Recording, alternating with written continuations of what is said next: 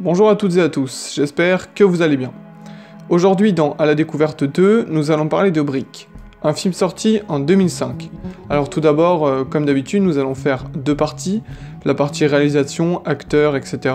Et puis dans un second temps, on va analyser plus en détail l'histoire, le scénario et puis ce que j'en ai pensé généralement du film. Alors, pour ce qui est de la réalisation, c'est tenu par Rian Johnson. Rian Johnson, c'est un très bon réalisateur qui est beaucoup plus reconnu aujourd'hui, mais qui fait quand même très peu de films. Il n'en a pas énormément à son actif, c'est pas quelqu'un de très prolifique en termes de films, il se met pas sur un projet par an, mais quand il fait des projets, il rigole pas. Parce que le dernier en date, en fait, c'est Star Wars, donc le nouveau qui va sortir dans quelques temps. Et il a vraiment réussi à se forger une réputation, Rian Johnson, tout d'abord parce qu'il avait réalisé Looper. Looper qui avait été très apprécié de la critique comme très bon film de science-fiction, avec Joseph Gordon-Levitt et puis Bruce Willis dedans. Donc il avait un super casting et il a vraiment pu mener à bien tout ce qu'il voulait dans le film. Et c'est très intéressant puisque voilà, c'est un très bon réalisateur, un peu méconnu mais qui a une sacrée réputation.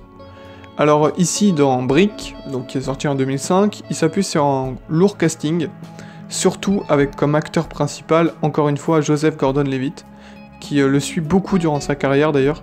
Les deux sont assez liés, ils ont l'air de bien s'entendre au niveau de la coopération pour faire des films. Alors Joseph Gordon-Levitt, on ne le présente plus, hein, très bon acteur hollywoodien. Ils sont accompagnés de plusieurs bonnes actrices, puisqu'il y a essentiellement des actrices, enfin il y a beaucoup de personnages dans le film qui ont, on va dire, plus ou moins d'enjeux sur l'histoire, mais il est accompagné notamment de Nora Zetnen, Lucas Haas, etc. Donc c'est des très bonnes actrices. Et puis voilà, il y a quand même un casting solide. À noter qu'il y a la présence de Emily de Ravin, donc qui est une actrice australienne qui joue parfaitement son rôle et qui est assez reconnue aujourd'hui, qui a une très bonne réputation également. Alors le film est donc américain et c'est un genre, alors ça mélange beaucoup les genres, donc ce serait difficile de le cantonner à un style particulier. Donc ouais, essentiellement c'est un drame et puis un thriller parce que c'est une enquête pour arriver à un objectif. Donc voilà pour ce qui est toute la partie réalisation et puis des acteurs, et puis maintenant on va passer à l'histoire, au film, etc. À présent au niveau de l'histoire, alors tout d'abord il faut noter quelque chose d'assez incroyable au niveau de ce film, c'est qu'il n'a que 500 000 $ de budget, ce qui est très peu, surtout en 2005 en plus où c'est assez récent, donc c'est un très petit budget et malgré tout il a reçu 2 prix et 13 nominations, donc il a eu un succès critique incroyable par rapport à son budget. Donc ça c'est intéressant à noter. Et donc on va passer maintenant plus précisément à l'histoire. Alors le postulat de départ est très simple, c'est-à-dire que c'est pas un postulat de départ très compliqué. C'est un lycéen, donc du nom de Brendan Fry, même si on prononce pratiquement jamais son nom de famille dans le film, mais bon, on va l'appeler Brendan, donc qui est très solitaire, qui est à l'écart des gens autour de lui, et donc il y a un problème avec son ex-petite copine qu'il n'a pas vue depuis très longtemps, et quand il tente de reprendre contact avec elle, il apprend qu'en fait elle a disparu. Et donc il se met à sa recherche, dans un univers très particulier où tout est très bien calibré. Alors, au niveau de l'histoire, au départ on peut trouver ça simpliste, que ce soit juste donc un lycéen qui recherche son ex-copine en menant une enquête, mais en fait c'est bien plus étendu que ça. Mais ça on l'apprend au fil du film en fait. C'est déroulé de façon progressive, où chaque élément se relie avec le précédent et fait suite au suivant. Et ça c'est très intelligent de la part de Rian Johnson d'avoir fait un scénario qui au départ paraît tout à fait banal et qui s'étoffe en fait au fil du temps. Alors pour noter un petit peu donc le personnage de Joseph Gordon-Levitt, donc le personnage de Brendan, il est assez calme, il est doté quand même il est très intelligent dans son approche des choses, il a tout le temps un coup d'avance, ou du moins essaye d'avoir un coup d'avance, parce que des fois il subit forcément, des fois il perd, il ne réussit pas ce qu'il voulait, mais ça c'est intéressant à noter qu'ils ont fait un personnage qui a des faiblesses malgré tout, c'est-à-dire qu'il rencontre, pour mener son enquête, donc au départ il cherche son ex-copine, Donc il la cherche en enquêtant, en demandant aux autres, en prenant des informations, quoi, en cherchant des pistes de réflexion, etc. Il s'allie avec un autre personnage, un intello à la bibliothèque, c'est un des seuls avec qui il va parler du film. Ça, c'est un élément intéressant aussi, c'est que c'est un lycée, donc on pourrait s'attendre à une multitude de personnages secondaires, ou qui fassent partie d'une bande, ou qui rencontrent des gens, qui discutent avec plein de gens au lycée, mais en fait, très peu.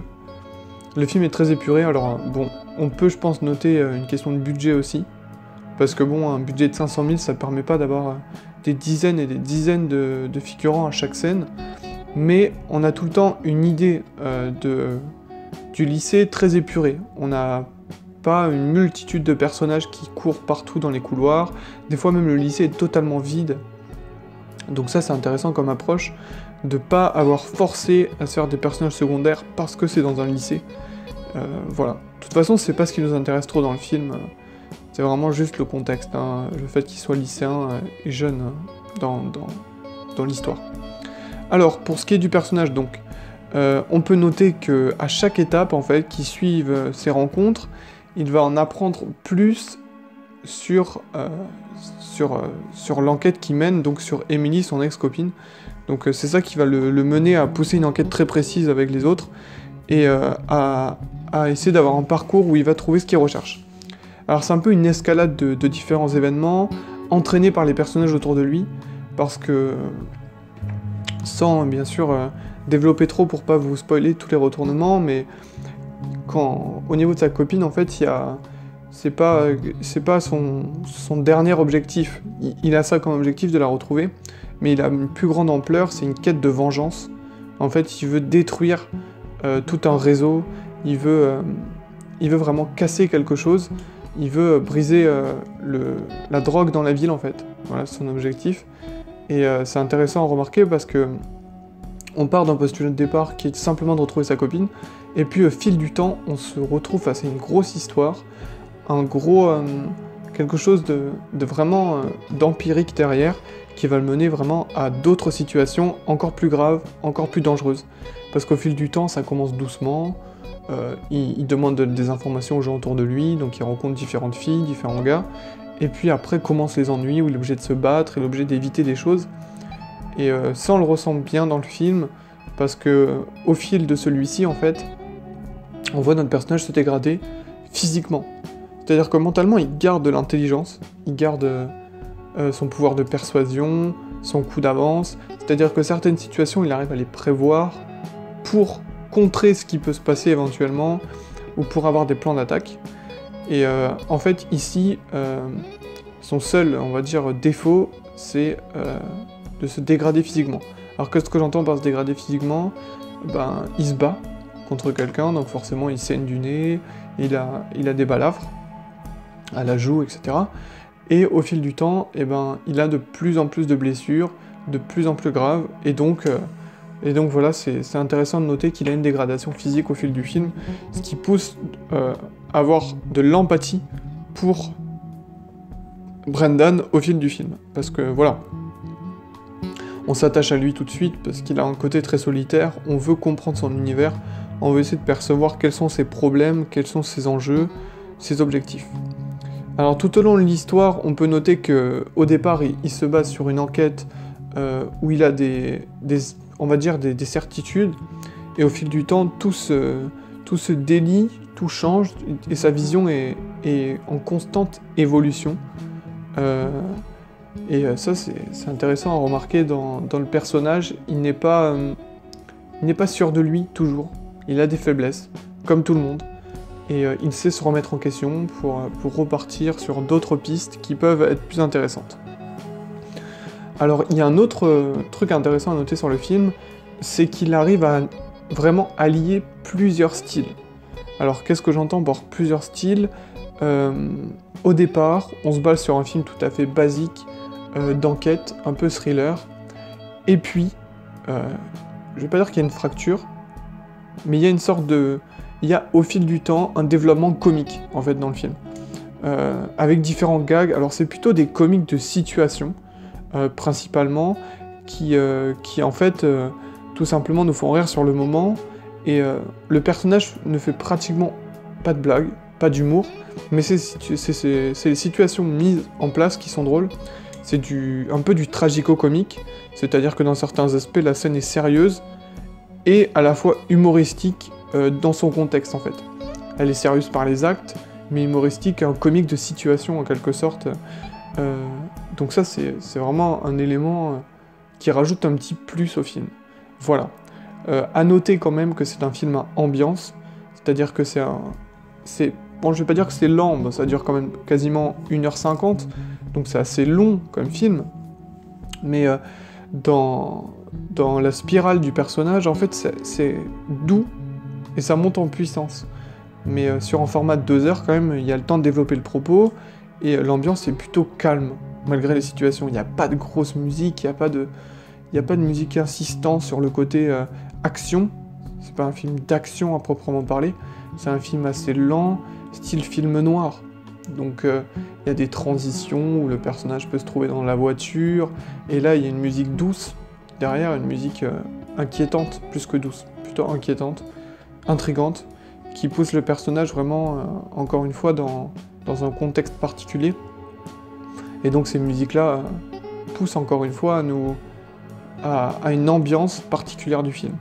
Mais bon, pour terminer un petit peu sur le film, donc nous avons vraiment un très très bon casting qui arrive à mener un jeu d'acteurs très important, puisque c'est vraiment un jeu, encore une fois, où Joseph Gordon-Levitt se donne à fond dans son personnage, où il arrive à garder du calme, du sérieux, et il n'est jamais dépassé par les événements dans le film. Alors voilà. Au niveau des personnages, on en a plusieurs, donc vraiment, on en a vraiment je vais pas dire une multitude, on en a quelques-uns qui ont chacun un rôle bien précis dans le film. Beaucoup d'entre eux sont développés que pour leurs enjeux, et pas forcément pour tout le reste, c'est-à-dire qu'ils sont développés parce que c'est important pour l'avancement de notre personnage que l'on suit, Brendan, mais qui veut retrouver donc Emily, sa copine, mais on développe pas trop si c'est pas nécessaire en fait. C'est vraiment une question de nécessité, à part une ou deux scènes où c'est important de décrire le caractère du personnage, sinon c'est très peu abordé. Donc voilà, pour faire un bilan du film, alors pour le budget, parce que 500 000 $ c'est très peu, pour le jeu d'acteurs, etc., je le trouve très intéressant.